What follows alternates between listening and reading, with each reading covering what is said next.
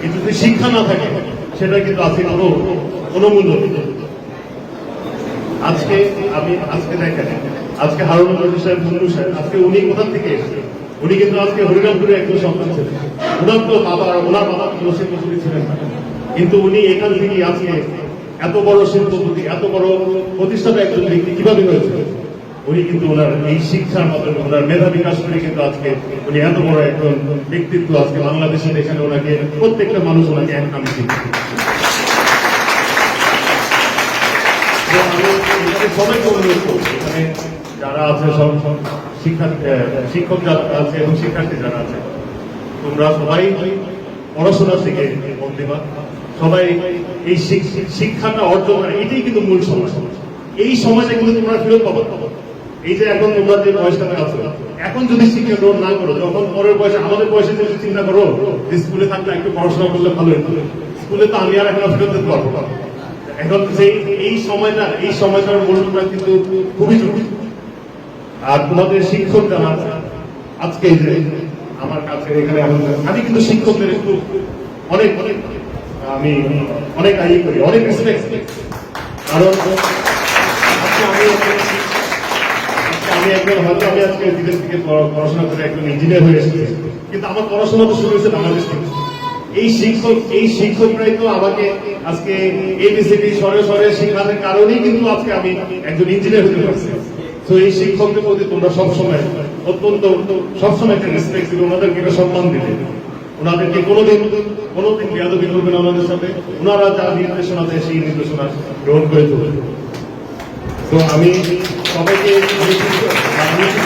অনুরোধ করবো, এই আজকে বাংলাদেশের ভবিষ্যৎ যারা, আজকে এই শৈশব থেকে আপনারা সুন্দর পড়াশোনা করাবেন, তাদেরকে ওদের ভবিষ্যৎটা নেই।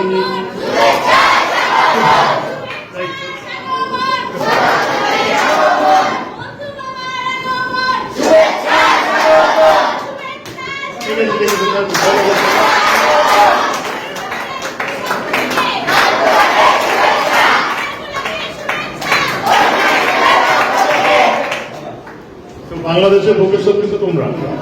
তো তোমরা যদি পড়াশোনা করো, তোমরা যদি প্রতিষ্ঠিত মানুষ হিসাবে করতে পারো, এই বাংলাদেশ মানে আরো বড় হবে।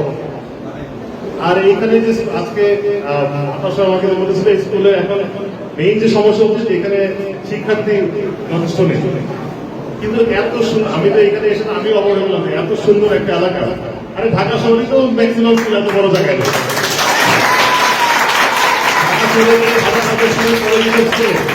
খারাপ অবস্থায় থাকে, এর থেকে ছোট জায়গায় একটা ফ্ল্যাট বিল্ডিং এর মধ্যে করছে, এখানে কত সুন্দর খোলা জায়গায়, খোলা বাতাসে পড়াশোনা করতে পারবো।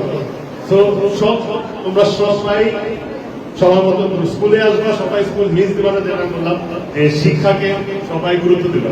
আর আমি একটা চ্যালেঞ্জ দিতে চাই, আমি আজকে সবাইকে, আমাদের শিক্ষক যারা আছে, আমাদের অভিভাবক যারা আছে, আমি একটা চ্যালেঞ্জ দিতে চাই যে আগামী 1 বছরে আজকে কেউ জানি যত পরিবার আছে, প্রত্যেকটা পরিবারের প্রত্যেকটা সন্তান জানি এই স্কুলে এসে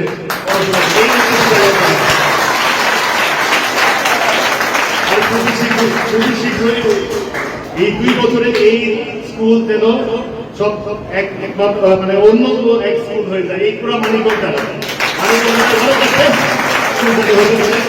সেটা করণীয়, যা করা দরকার সেটা আমি কথা দিচ্ছি, আজকে আমি সেটা করতে। আমার নানার প্রতিষ্ঠা কোনো জিনিস আজ পর্যন্ত আমি কবিতা দিইনি। আজকে নানা যখন জীবিত ছিল, উনি আজকে মুন্নু সিরামিক ওনার যেটা যেই প্রতিষ্ঠানের মাধ্যমে উনি আজকে সারা দেশে উনি নাম করে, সারা দেশে কেন সারা পৃথিবীতে ওনার যে নাম হয়েছে, সেটা দায়িত্ব আমাকে যখন বুঝিয়ে দেয় 2009 সালে, তারপর থেকে তো আমাদের উপরে জুলুম অত্যাচার বিভিন্ন ধরনের সবকিছু হয়েছে। এরকম কিছু নাই যেটা আজকে স্কুলের যে পর্যায়ে চলে গেছে, এই কারণে আমাদের প্রত্যেকটা ব্যবসায়িক প্রতিষ্ঠানের উপরে চাপ করছে। কিন্তু আমি কিন্তু এই প্রতিষ্ঠানকে ধ্বংস দিতে চাই। এরা কিন্তু একদম ধ্বংসের রাস্তায় নামছিল যে আমাদেরকে একদম শেষ করে ফেলতে। কিন্তু আমাকে যেই দায়িত্ব দেওয়া হয়, স্পেশালি যেটা আমার নানা প্রতিষ্ঠান জিনিস, সেই জিনিসকে আমি ধ্বংস হতে দূরের কথা, সেই জিনিসকে ফুলের মতন ফুটে জানি সবচেয়ে বড় হতে পারে, সেই চেষ্টা আমি সবসময়।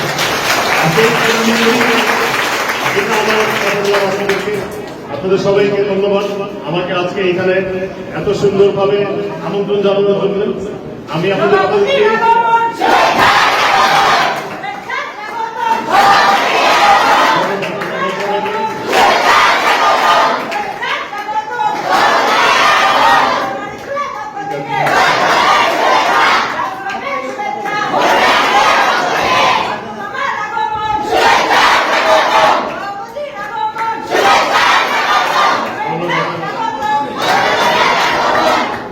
ঠিক আছে, তোমাদেরকে অনেক অনেক ধন্যবাদ। দোয়া রইল সবার জন্য, সবাই ভালো থাকবেন। ইনশাল্লাহ আবার খুব শীঘ্রই দেখা হবে সবার।